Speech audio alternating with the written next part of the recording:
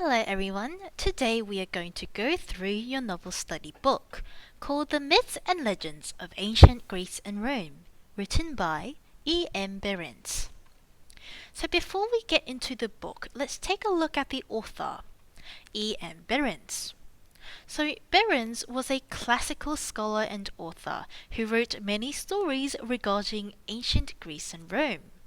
He had a very easy and light writing style, which often allowed us to very easily understand the characters and also be thoroughly engaged by his interesting and detailed language choice. So, going through the book, this story is many collections of stories all about the gods, minor divinities, legendary creatures, heroes, and mythical figures, all from the myths of the Greek and Roman world. It also included stories that included the lineage of the gods and also tells us about the forms of worship the people had towards these gods, which were often in the forms of festivals and temples. So if we take a closer look at all the main characters that appear in our stories, we have the first main character, Zeus.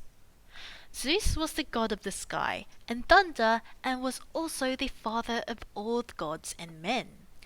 He has powers to control thunder and lightning, as well as the rain and winds.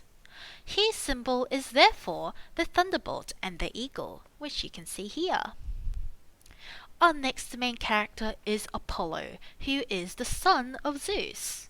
He is the god of many things. His symbol was the lyre, which is a musical instrument. Our next main character is the goddess Artemis, who was the daughter of Zeus and the goddess of the hunt, forests and hills, the moon, and of archery. Fitting of her powers, her symbol was the bow and arrow. Our final main character is the god Poseidon. He was the god of the sea and could grant safe voyages to fishermen, but also send floods and angry waves as a form of punishment. His symbol was the trident.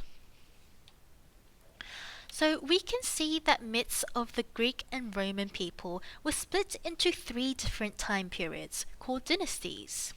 The first dynasty deals with the creation of the world, which was done by the deities Uranus and Gaia. Their children produced the elements of heaven and earth. The second dynasty is about the birth of Zeus, who was created by the children of Uranus and Gaia. His story is about how he rose to power, eventually defeating his father Kronos and his allies in the War of the Gods. The final third dynasty includes the many descriptions of all the different gods and goddesses of Olympia. The story also tells us about the places or different methods of worship the people of Greece and Rome had. Temples allowed the worshippers to be closer to the sky. The people believed that the gods lived on Mount Olympus, which was an extremely tall mountain close to the skies.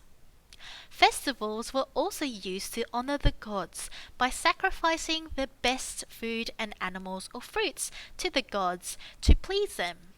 And finally, statues and altars were physical representations of the gods that people could have nearby. The story of Hercules begins when the goddess of all gods, Hera, was jealous of Hercules and casts a deadly spell on him, which causes him to turn insane and kills his wife and children. As a result, Hercules obviously feels extremely guilty and begs the god Apollo for help. Apollo decides that Hercules must go through 12 heroic quests in order to be free of his guilt. Hercules participated in many wars until his death, which was caused by putting on a shirt covered in poison due to his wife, Deianira. And that is all for this novel summary. Thank you everyone for listening, and I hope you can now read the short stories with a little bit more understanding.